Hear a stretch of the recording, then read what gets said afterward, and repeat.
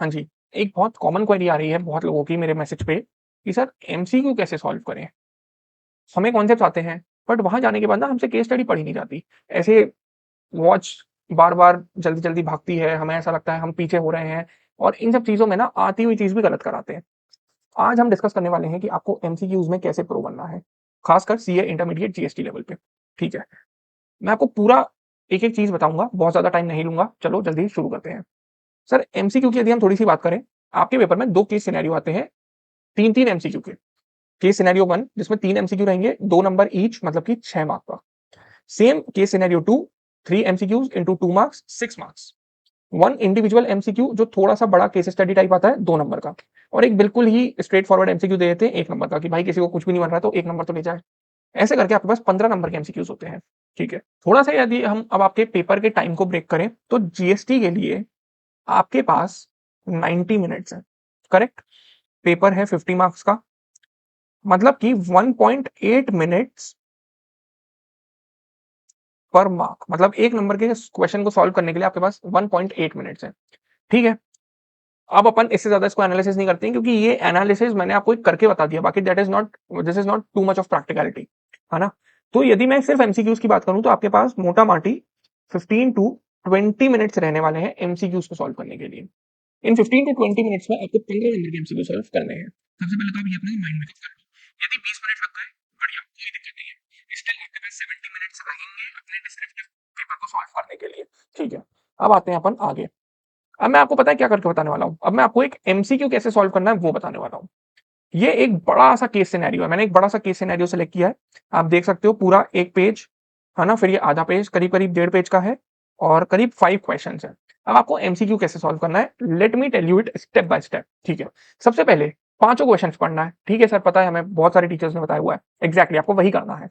आपको अच्छा, सबसे पहले अब आपको पेन चाहिए, ब्लैक पेन जिससे आप पेपर लिख रहे हो, साथ में एक हाइलाइटर, ठीक है? That is very important. जो भी इंपॉर्टेंट चीज रहेगी ना उसको हाईलाइट करना है, ठीक है? जैसे which of the following activities of the trust does not amount to supply, does not amount to supply, question है does not amount to supply. Supply chapter का क्वेश्चन है, कौन सी चीज सप्लाई नहीं कहलाती है, सेक्शन 7 वाला क्वेश्चन है। Compute the value of inward supplies on which tax is payable by trust under reverse charge, reverse charge का क्वेश्चन है, रिवर्स चार्ज का क्वेश्चन है। अच्छा, अब एक इंपॉर्टेंट चीज, यदि आपको मंथ दिया है, ध्यान से चूकना नहीं, मंथ पे हाईलाइट करना ही है। इस फॉर्मूले को याद कर लो, मंथ को हाईलाइट करना ही है, ठीक है? Next, compute the value of exempt supply, ठीक है? एग्जाम सप्लाई की वैल्यू देनी है अगस्त मंथ के लिए, very good. Next, taxable supply की वैल्यू देनी है अगस्त मंथ के लिए, very good. Next, amount of ITC that can be credited to ECL in the month of August, अगस्त को टिक कर लो, और ITC that can be credited to ECL को टिक कर लो। अब आपको पांचों क्वेश्चन आते हैं, मतलब अब आपको पांचों क्वेश्चन पता है कि नहीं? बिल्कुल सर पता है। सप्लाई क्या नहीं है और वैल्यू ऑफ कुछ तो हमें आरसीएम के लिए इनवर्ट सप्लाई निकालनी है, वैल्यू ऑफ सप्लाई निकालनी है, एग्जाम सप्लाई निकालनी है अगस्त अगस्त महीने के लिए, और लास्ट में आईटीसी निकालना है। एक मोटा मोटा ना आपको दिमाग में क्वेश्चन याद है, ठीक है? तो आपको पढ़ना है लास्ट वाला पैरा, लास्ट वाला पैरा, कौन सा? ये वाला। रीजन, सर इस पैरा में ना पूरी केस स्टडी के कुछ पॉइंट्स होते हैं, जैसे कि पूरी सारी ही सारी सप्लाईज को इंट्रा स्टेट ट्रीट करना है, सारी सप्लाईज के लिए रेट्स ये लेना है ना? जो बिल्कुल जेनरिक पॉइंट होते हैं वो लास्ट के पैरा में दिए रहते हैं। All the figures given above exclusive of taxes, चलो इसने ये बता दिया। Aggregate turnover the trust for preceding financial year was 15 lakh, उसने ये भी बता दिया, ठीक है?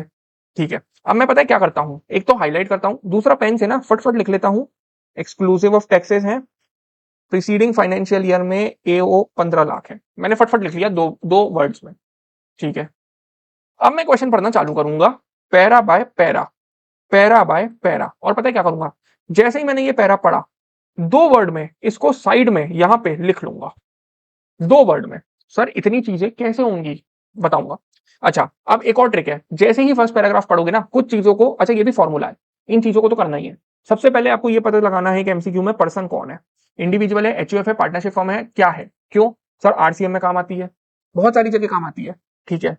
क्या वो पर्सन जीएसटी में रजिस्टर्ड है या नहीं है, ये भी पता कर लेना, ठीक है?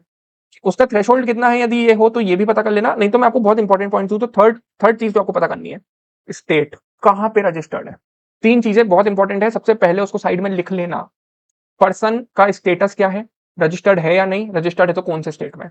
सर ये देखो, मानवता ट्रस्ट चैरिटेबल ट्रस्ट है, सेक्शन 12 ए बी में एग्जाम्पशन ट्रिगर हो जाएगा, ठीक है, उसके बाद liable to registration under GST current financial year में, क्योंकि उसने थ्रेशोल्ड एग्जाम एक्सीड कर दिया है, और कहां पे, गुजरात स्टेट में।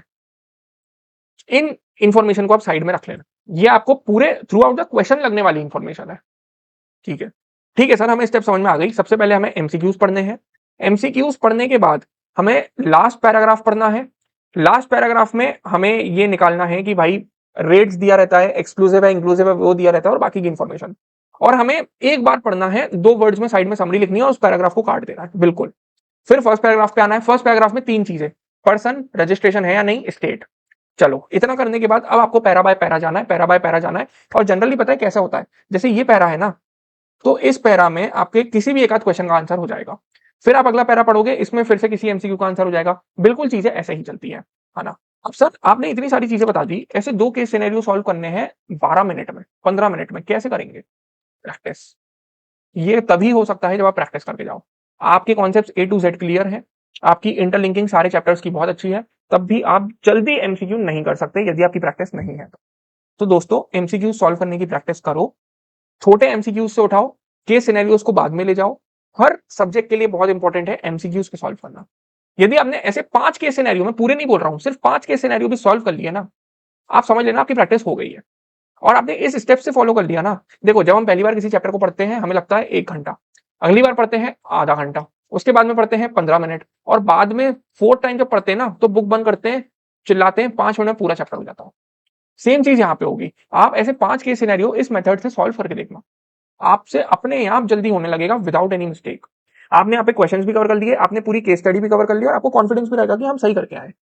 प्रैक्टिस। ठीक है, अब चलो, ये तो मैंने तरीका था केस सिनेरियोस को सॉल्व करने का। अब आप लोगों के लिए मैं एमसीक्यूज की फ्री टेस्ट सीरीज लाया हूं, वन कॉमर्स ऐप पे, डिस्क्रिप्शन में लिंक रहेगा, आप उस पे जाके ऐप डाउनलोड कर सकते हो या वेबसाइट पर अपना रजिस्ट्रेशन बना सकते हो, और आपके जो एमसीक्यू की टेस्ट सीरीज है, चैप्टर वाइज टेस्ट सीरीज, वो सॉल्व कर सकते हो। ठीक है, अब मैंने क्या किया है ना, जो चैप्टर वाइज टेस्ट सीरीज रखी है उसमें मैंने, देखो इंस्टीट्यूट के ही कहीं कहीं के एमसीक्यूज है जो मैंने उठा के रखे हैं।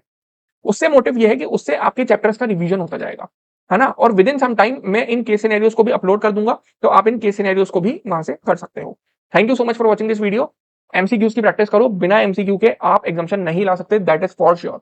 कॉन्सेप्ट कितने ही अच्छे रहें, क्या कितना भी रहे, ठीक है। Thank you so much for watching this video, please subscribe to this channel.